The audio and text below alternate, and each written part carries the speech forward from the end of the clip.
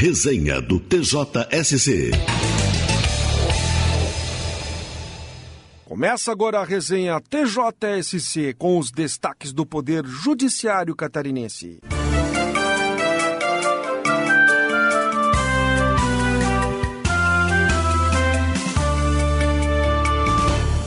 Jovem receberá pensão de R$140 mil após limitação física por disparos de arma de fogo. Mais informações com Gabriela Halpe. A terceira Câmara Civil do Tribunal de Justiça confirmou decisão que condenou solidariamente pai e filho ao pagamento de indenização por danos morais e estéticos fixados em R$140 mil, mais pensão mensal no valor de um salário mínimo nacional, em benefício de um jovem que ficou paraplégico após ser alvejado pelas costas. O crime ocorreu em comarca do extremo norte do estado. O autor dos disparos, menor de idade na época dos fatos, teve sua responsabilidade comprovada em processo próprio de apuração de ato infracional. Seu pai, de profissão militar, embora não tenha qualquer participação no ato em si, foi condenado solidariamente na esfera civil. Nessa área, os pais são responsabilizados de forma objetiva em relação aos atos praticados pelos filhos e têm o dever de repará-los. Em decorrência dos tiros, a vítima sofreu grave limitação funcional de seu corpo, com perda de movimentos voluntários de tronco e membros inferiores, ausência de sensibilidade táctil e dolorosa, limitações para atividades da vida diária e controle de funções fisiológicas, segundo conclusões da perícia.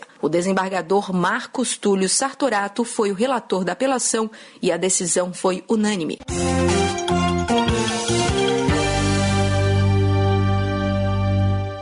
Júri condena motorista a 12 anos de prisão por provocar morte ao dirigir embriagado. Detalhes com o Diego Souza. Um motorista que dirigia embriagado e provocou acidente com morte em Araranguá, no sul de Santa Catarina, foi condenado a 12 anos de reclusão pelo crime de homicídio e 6 meses de detenção e 2 meses de suspensão do direito de dirigir por embriaguez ao volante. O júri popular, sob a presidência do juiz Guilherme Matei Borsoi, da Primeira Vara Criminal de Araranguá, realizado no último dia 23, reconheceu o dolo eventual e a sentença determinou a suspensão da Carteira Nacional de Habilitação durante o cumprimento da pena de homicídio em regime inicial fechado. O acidente aconteceu em outubro de 2014, quando o réu conduzia uma caminhonete no sentido Araranguá-Arroio do Silva. Logo após a manobra de ultrapassagem forçada em local proibido, ele atingiu o carro dirigido pela vítima, que vinha em sentido contrário.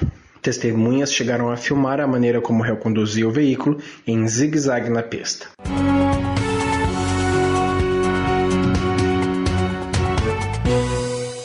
O presidente do Tribunal de Justiça de Santa Catarina, desembargador Torres Marques, inaugurou na última segunda-feira, dia 26, as novas instalações do Fórum da Comarca de Gaspar. O edifício tem capacidade para abrigar até 7 varas judiciais e foi concebido para adequar a prestação jurisdicional à crescente demanda da região. Como diferencial, a obra representa um marco na introdução gradativa de soluções de sustentabilidade nas edificações do Poder Judiciário, por contar com um sistema de reaproveitamento de água da chuva, otimização da entrada de luz natural, estação própria de tratamento de efluentes, além de equipamentos de consumo econômico de energia elétrica. Além da diminuição do custo de manutenção das instalações, essas medidas contribuem para o equilíbrio do meio ambiente ao conciliar a atividade humana com a utilização de recursos renováveis, como destacou o presidente do TJ. O município de Gaspar é um dos mais prósperos do estado e merece, como vários outros merecem, uma sede condigna. Nós temos condições de entregar a Gaspar o prédio que hoje estamos inaugurando aqui.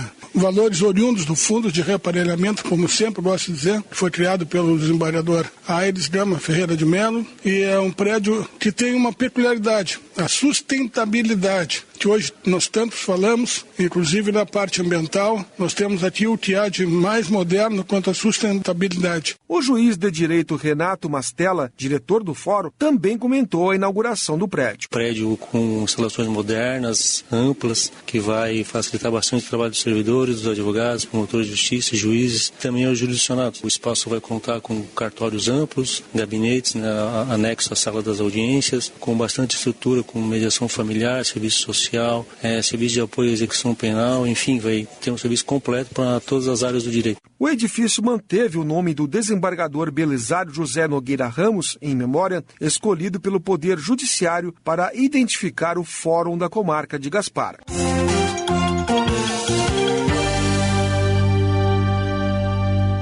Concessionária ressarcirá a avicultor que perdeu 32 mil aves por falta de energia. Detalhes com Gabriela Halpe. A segunda Câmara Civil do TJ confirmou sentença da comarca de Canoinhas que condenou empresa concessionária de energia elétrica ao pagamento de indenização em favor de avicultor pela perda de 32 mil aves prontas para o abate, em consequência de diversas interrupções de energia por mais de 3 horas, em episódio ocorrido em janeiro de 2014. O produtor informou que sua expectativa era obter mais de 70 mil quilos de frango, não fosse a mortandade registrada com a falta de energia, que paralisou o sistema de refrigeração constituído de ventiladores.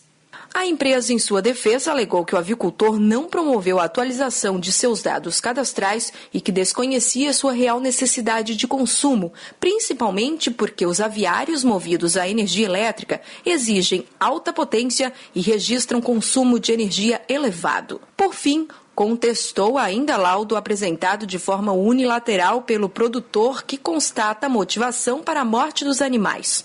O desembargador Rubem Schulz, relator da matéria, explicou que unilateralidade da perícia por si não tem o condão de afastar a credibilidade sobre seu resultado, ainda mais que não impugnada em tempo e modo. O laudo elaborado por veterinário apontou que as aves morreram por falta de oxigênio, uma vez que criadas em um local de circulação forçada de ar por meio de ventiladores. Assim, acrescentou, as consecutivas interrupções no fornecimento de energia teriam travado o gerador de energia suplementar mantido pelo produtor. A decisão da Câmara foi unânime e definiu a liquidação de sentença como a fase própria para apurar os prejuízos.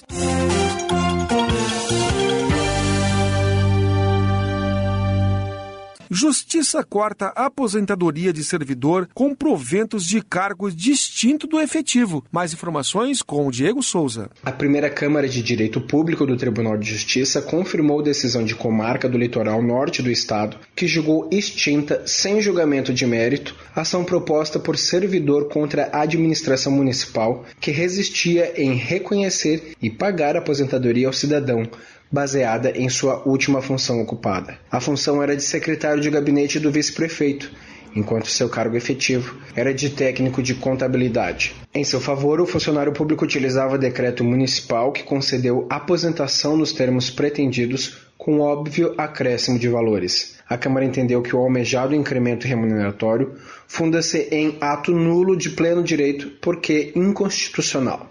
Nesse cenário, a omissão ou resistência da municipalidade em implementar os efeitos patrimoniais do ato de inativação só veio neutralizar e remediar uma situação viciada e ilegal, segundo o desembargador Luiz Fernando Boller, relator da apelação. Para ele, o município agiu com acerto em sua posição ao abrigo do princípio da autotutela, consistente na faculdade de rever seus próprios atos. O órgão julgador foi mais além e condenou o servidor por litigância de má-fé ao considerar que fez uso da máquina judiciária a seu bel prazer, atentou contra a dignidade da justiça e buscou conseguir objetivo ilegal ainda ao custo de alterar a verdade dos fatos. A decisão foi unânime.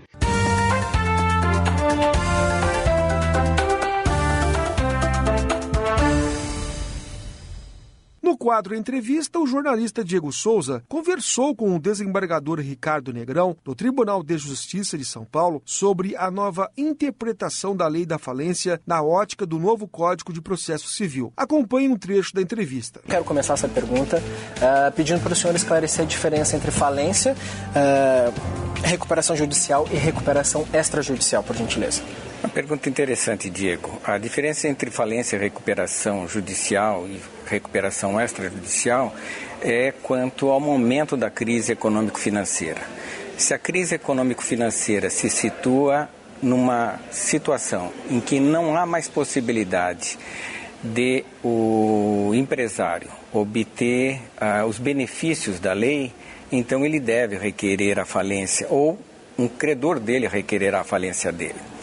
A diferença entre a recuperação judicial e a recuperação extrajudicial, ela é quanto à forma de se requerer. Na verdade, a judicial é feita diretamente em juízo e os credores são convocados a aprovar um plano previamente endereçado pelo devedor. Na extrajudicial, ele já procura todos os credores antes de entrar em juízo e obtém deles uma percentagem de 60% de aprovação de um plano extrajudicialmente. E vem a juízo para homologá-lo. O juiz, então, fará a homologação desse plano. Então, já vem pronto o projeto de recuperação. E na judicial, na verdade, nós temos o projeto apresentado pelo devedor. E quando ele apresenta, os credores têm a oportunidade de impugnar esse projeto e, se for impugnado, nós chamamos de objeção, é convocada uma Assembleia Geral. E na Assembleia Geral, cada classe de credores trabalhistas, privilégio real e credores quirografários farão em cada classe uma aprovação ou não desse plano, né? O processo é mais complicado, é mais caro. O ideal seria que se contratasse um advogado especializado para que fizesse esse meio de campo com os credores, obtendo já a aprovação de 60% desses credores extrajudicialmente. Perfeito. E quais as principais mudanças que o novo Código de Processo Civil trouxe para esse setor? Não são muitas as mudanças que o Código de Processo Civil de 2015 trouxe à Lei de Recuperação. Em alguns aspectos, a Lei de Recuperação ela já traz a formatação processual. O que eu quero dizer com isso? Por exemplo, o pedido de falência já há um procedimento que está na lei. Isso não se altera. O procedimento que está na lei de recuperação, ela não se altera. Naqueles casos onde não há um procedimento fixado pela lei, remetendo ao Código de Processo Civil, então agora incide totalmente o Código de Processo Civil. Há muitas ações dentro da própria lei de recuperação que elas não são regidas pela lei de recuperação. Por exemplo, se alguém entrar com uma habilitação de crédito depois de publicado o quadro geral de credores, ele necessariamente vai ter que entrar com uma ação de procedimento comum. E o procedimento comum não está previsto na lei de recuperação, está previsto no Código de Processo Civil. Um outro aspecto, por exemplo, é a contagem de prazo processual. Nós temos alguns prazos que incidirão o artigo 219 do Código de Processo Civil de 2015, contados em dias úteis. Em outros casos, a contagem se dará em dias corridos, né? Por quê? Porque a lei de falências, ela prevê alguns casos que a contagem é feita dessa forma. Naqueles casos em que ela não prevê e o prazo é processual, então nós temos a contagem pela lei, pelo Código de Processo Civil. A mudança também nos julgamentos nos tribunais. Em alguns casos, a lei previa sustentação oral e previa julgamento por uma turma de 3 desembargadores. Em alguns casos, nós teremos o julgamento chamado estendido, que é a forma que se julga no 942 do Código de Processo Civil. E quais são as principais falhas, na sua visão, da lei? Dessa mudança? A lei de recuperação ela é uma lei recente, ela tem 10 anos e ela tem vários defeitos, né? A jurisprudência brasileira, ela acentuou-se numa visão muito pró-devedor, né?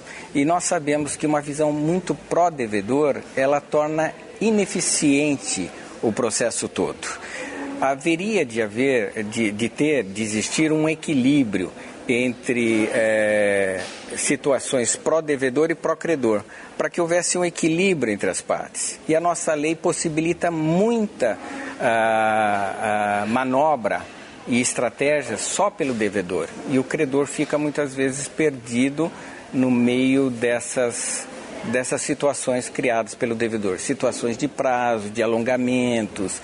A lei deveria prever alguns limites para a ação do devedor, não? Infelizmente, a jurisprudência tem sido no Brasil muito pró-devedor, quando deveria ter um equilíbrio maior entre as ações do credor e as ações do devedor dentro do processo. A íntegra da entrevista pode ser acessada nas redes sociais do Tribunal de Justiça de Santa Catarina.